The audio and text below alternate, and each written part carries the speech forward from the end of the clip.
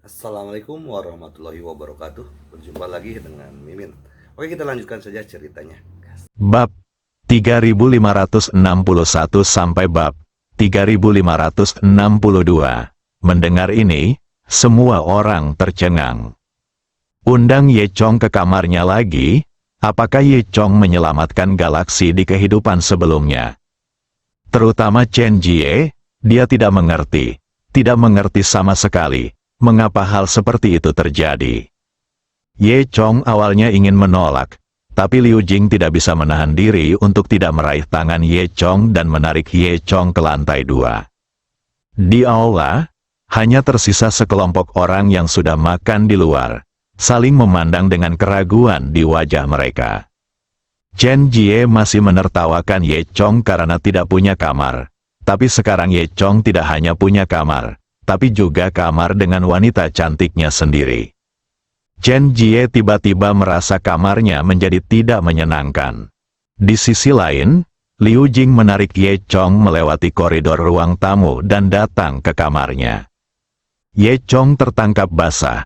Dia tidak menyangka bahwa ketika dia datang untuk menghadiri semacam pertemuan penginjilan, bagaimana hal baik seperti itu bisa datang ke rumahnya.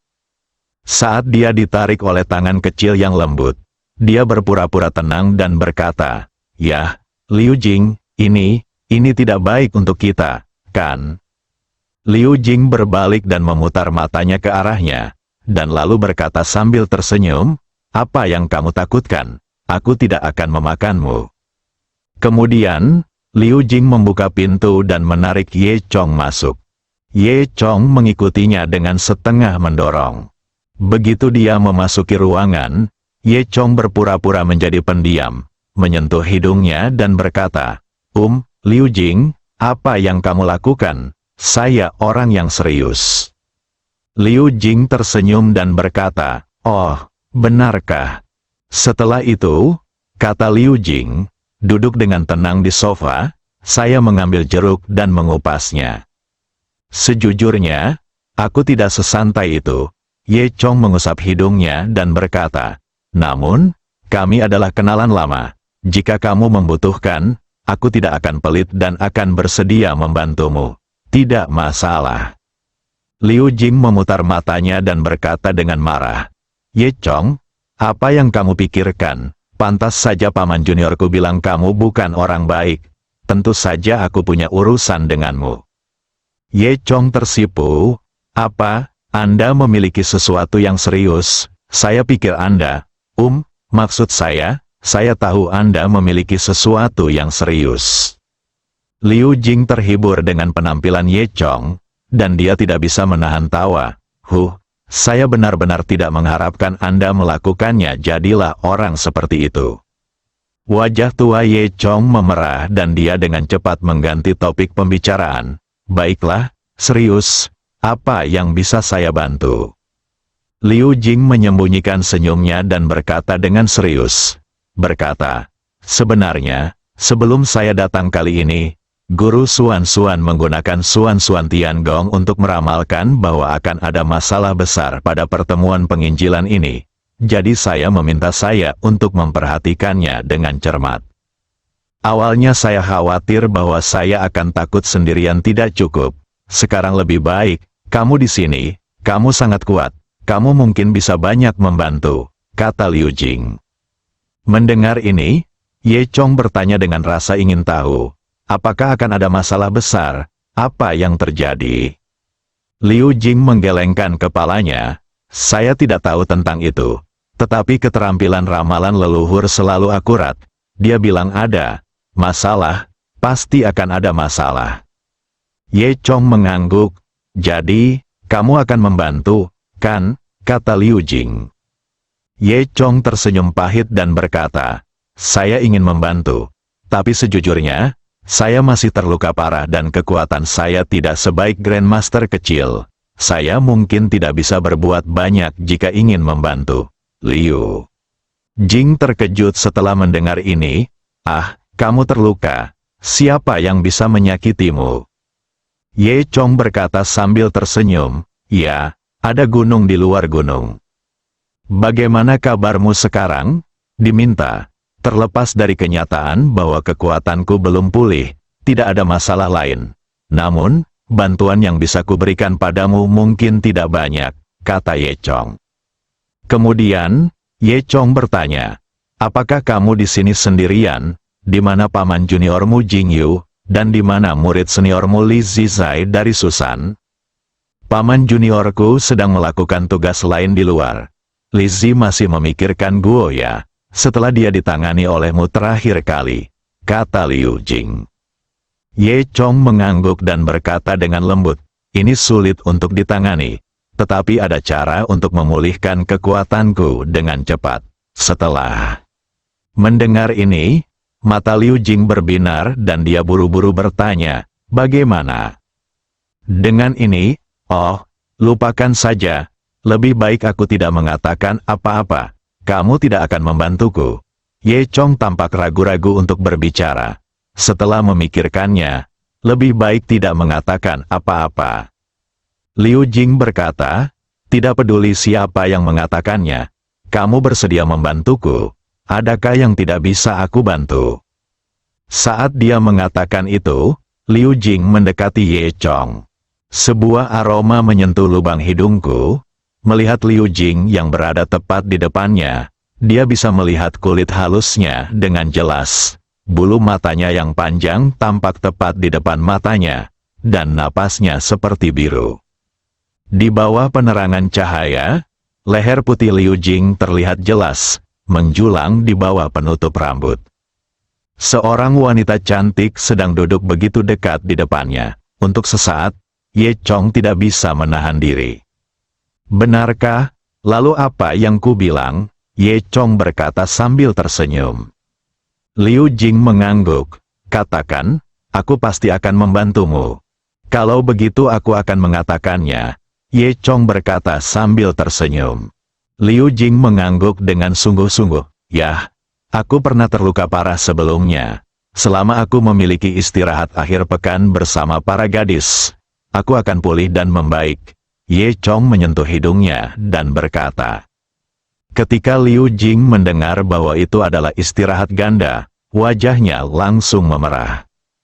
Dia mengertakkan gigi harimaunya dan berkata, Ye Chong, bajingan, mari kita lihat apakah aku tidak mencekikmu sampai mati. Saat dia mengatakan itu, Liu Jing mengulurkan jari rampingnya dan mencubit perut bagian bawah Ye Chong. Ye Chong dengan cepat melompat pergi sambil tersenyum. Hei, aku menggodamu, aku menggodamu. Liu Jing mengangkat tangan merah mudanya. Persetan, mari kita lihat apakah aku tidak memukulmu sampai mati. Keduanya bertengkar beberapa saat sebelum akhirnya istirahat masing-masing. Liu Jing tidur di tempat tidur dan Ye Chong tidur di sofa. Meskipun Liu Jing biasanya terlihat seperti peri, postur tidurnya tidak terlalu bagus. Cahaya bulan menyinari jendela dan menyinari tubuh Liu Jing. Liu Jing sedang berbaring di tempat tidur dengan font besar, mulutnya setengah terbuka, dan air liurnya menetes. Ye Chong melihatnya lucu, lalu berbalik dan tertidur. Saat dia dalam keadaan linglung, Ye Chong sepertinya mendengar suara yang sangat lembut dan lugas. Dia juga tidak peduli. Saya tidak tahu berapa lama saya tidur, tapi Ye Chong ingin bangun untuk pergi ke kamar mandi. Langit semakin gelap saat ini, dan hari sudah larut malam. Dia bangkit dari sofa dan berbalik untuk melihat Liu Jing masih tidur. Lalu Ye Chong pergi ke kamar mandi. Ketika dia keluar dari kamar mandi, dia melihat Liu Jing tampak bergerak. Ye Chong tidak peduli. Dia berjalan menuju sofa dengan bingung. Namun, dari sudut matanya, dia menyadari bahwa Liu Jing tampak bergerak lagi. Ye Chong melihat lebih dekat dan menemukan ada sesuatu yang salah dengan suara napas Liu Jing. Ye Chong menggelengkan kepalanya dan tanpa banyak berpikir, dia berjalan langsung ke sofa dan bersiap untuk terus tidur. Dan ketika dia hendak berbaring, tiba-tiba semerbak wangi menerpa dirinya. Lalu, tubuh lembut memeluk Ye Chong dari belakang. Segera setelah itu, suara Liu Jingjiao terdengar. Tubuh Ye Chong menjadi mati rasa setelah dipeluk, dan dia tertegun, apa yang terjadi? Apakah aku sedang bermimpi? Namun, mimpi ini sangatlah indah. Sementara Ye Chong berpikir liar, Liu Jing sudah mulai mengangkat dan menurunkan tangannya pada Ye Chong. Karena itu adalah mimpi, Ye Chong tidak sopan, berbalik dan memeluk Liu Jing. Dia hanya merasakan tubuh Liu Jing sedikit hangat dan lembut. Sebelum dia sempat bereaksi, mulut kecil yang basah menciumnya. Ye Chong merasakan rasa manis. Saat itulah Ye Chong menyadari ada sesuatu yang salah. Ini bukan mimpi, ada apa dengan Liu Jing? Sepertinya tidak normal, tidak, Liu Jing telah ditipu, Ye Chong tertegun. Dilihat dari penampilan Liu Jing, dia pasti diracuni oleh semacam tun. Bagaimana ini bisa terjadi? Ye Chong telah tinggal bersama Liu Jing sejak dia datang ke rumah ini. Bagaimana Liu Jing diracuni? Seseorang meracunimu dan kamu bahkan tidak menyadarinya. Ini terlalu aneh. Lagi pula, apa tujuan orang ini diracuni? Saya diracuni dan saya tidak di sini. Apakah hanya untuk memanfaatkan saya? Terlebih lagi, Liu Jing bukanlah orang biasa. Dia adalah ahli di Susan. Racun biasa tidak berpengaruh padanya. Melihat penampilan Liu Jing sekarang, ini lebih beracun daripada Ilov Ichijou yang legendaris. Memikirkan hal ini, Ye Chong pertama-tama mendapatkan kembali ketenangannya dan membawa Liu Jing ke tempat tidur. Kedua tangan kecil Liu Jing masih meraba-raba tubuh Ye Chong. Aku ingin, kata Liu Jing agak bingung dan misterius. Ye Chong menjawab, oke, aku tahu kamu menginginkannya. Tunggu sebentar. Setelah mengatakan itu, Ye Chong mengulurkan jari dan mengetuk alis Liu Jing. Dia mengertakkan gigi dan menuangkan roh naga dan phoenix ke dalam pikiran Liu Jing. Jika ini adalah waktu normal, Ye Chong akan dapat menggunakan energi naga dan phoenix ini dengan mudah. Tetapi sekarang dia belum pulih dari cedera seriusnya, masih agak sulit untuk menggunakannya. Untungnya, energi naga dan phoenix sangat efektif. Setelah mengalir ke dalam pikiran Liu Jing segera merasakan rasa sejuk. Panasnya barusan hilang seketika, dan seluruh tubuhnya menjadi tenang. Segera, Liu Jing bangun. Meskipun dia sedikit gelisah sekarang, dia tidak kehilangan kesadaran. Sekarang dia sudah bangun dan menyadari sepenuhnya apa yang baru saja terjadi. Saat ini, wajah Liu Jing memerah ketika dia melihat Ye Chong duduk di samping tempat tidurnya, menatapnya seperti itu. Gang, apa yang terjadi tadi? Liu Jing bertanya dengan wajah memerah. Ye Chong menyentuh hidungnya dan berkata, tidak, itu bukan apa-apa, itu semua hanya mimpi. Mimpi, ya, ini mimpi, kalau tidak, bagaimana mungkin aku, kata Liu Jing malu-malu. Setelah mengatakan itu, dia segera menutupi kepalanya dengan selimut. Ye Chong tidak tahu apakah harus tertawa atau menangis, jadi dia berjalan kembali ke sofa dan berbaring. Ia tidak tertidur, namun berusaha berkonsentrasi dan mengamati keadaan di sekitarnya. Namun, setelah mengamati dalam waktu lama, dia tidak menemukan sesuatu yang aneh. Jadi, siapakah pengedar narkoba ini? Ye Chong merasa sangat aneh. Meski masih terluka parah, kekuatan mentalnya yang kuat belum pudar. Ia bisa mendengar segala sesuatu di sekitarnya, bahkan suara rumput yang menembus tanah dan tumbuh. Tapi Ye Chong tidak bisa merasakan kehadiran orang yang meracuninya sama sekali. Saya tidak tahu berapa lama, tapi Ye Chong tertidur dalam keadaan linglung. Keesokan harinya, dini hari, matahari bersinar melalui tirai yang setengah terbuka dan menyinari wajah Ye Chong. Dia dengan malas membuka matanya dan mendapati dirinya terbaring di sofa besar. Lalu, Ye Chong tanpa sadar melirik tempat tidur besar di sebelah kiri. Dia menemukan bahwa Liu Jing sedang duduk di samping tempat tidur dengan linglung. Rambut Liu Jing sedikit berantakan, dan ada sedikit kebingungan dan kegelisahan di matanya. Matanya yang besar dan berair menatap pikiran Ye Chong. Tapi dia tidak menyangka Ye Chong tiba-tiba bangun dan menatapnya. Ketika Ye Chong memandang Liu Jing, dia tampak sedikit bingung. Liu Jing awalnya berpikir untuk berbaring dan menutupi dirinya dengan selimut. Detik berikutnya, dia mungkin menyadari bahwa ini terlalu dibuat-buat, jadi dia harus batuk untuk menyembunyikan rasa malunya. Wajah Liu Jing menjadi sedikit merah dan dia berkata, apakah kamu sudah bangun?" Ye Chong berdiri sambil tersenyum, meregangkan tubuh, lalu berjalan ke jendela dan membuka tirai. Dia tersenyum dan berkata, "Ya, Pri Liu, selamat pagi. Apakah kamu tidur nyenyak tadi malam?" Liu Jing menggosok matanya, sedikit tersipu, dan memaksakan senyum. Selamat pagi. Apakah saya tidur nyenyak kemarin?" "Cukup bagus. Aku tidur sampai subuh." Suaranya semakin pelan, dengan sedikit rona merah di wajahnya. Ye Chong terkekeh, bersandar pada lemari di belakangnya, dan berkata dengan senyum jahat, "Apakah kamu tidur sampai subuh? Apakah kamu tidak bermimpi?" Ketika Liu Jing mendengar ini, wajahnya menjadi merah. Dia tanpa sadar meraih spray dengan tangannya, dan suaranya sangat rendah sehingga hampir tidak terdengar. Apa? Bermimpi? Sepertinya aku tidak sedang bermimpi." Dia berjalan mendekati tempat tidur dan duduk di tepi tempat tidur. "Oh, apakah kamu benar-benar tidak sedang bermimpi?" Wajah Liu Jing menjadi lebih merah.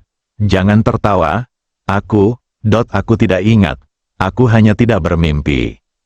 Ye Chong melihat ekspresi malu dan marahnya dan menganggapnya lucu. Kemudian, dia mengangkat bahu. "Oke, aku tidak akan menggodamu lagi. Cepat bangun." Liu Jing cemberut, lalu dengan lembut menyisir rambutnya dengan jari-jarinya yang ramping. Rona merah di wajahnya masih belum hilang. Dia tiba-tiba bertanya dengan suara rendah, "Baiklah, saya tidak tahu mengapa saya melakukan itu tadi malam. Jangan menganggapnya serius." Ye Chong berdiri dan berkata sambil tersenyum, "Jangan khawatir. Ya tentu saja tidak. Aku tahu itu bukan niatmu. Tetapi jika kamu benar-benar bersedia, itu membuatku sedikit bersemangat." Ketika Liu Jing mendengar ini, wajahnya semakin memerah. Dia berdiri berpura-pura marah, berjalan ke Ye Chong, dan mengangkat tangan kecilnya. Tinju merah muda akan segera mengenai. "Brengsek Ye Chong, paman juniorku benar. Kamu benar-benar bukan orang baik. Mari kita lihat apakah aku tidak memukulmu." Ye Chong dengan cepat menghindar dan berkata sambil tersenyum, Jangan tidak. Aku tidak tahan dengan tinjumu sekarang." Liu Jing mendengus. Mari kita lihat apakah kamu berani berbicara omong kosong." Ye Chong tersenyum dan berkata, "Oke, ayo kita sarapan beberapa teman di sini." Kata Ye Chong.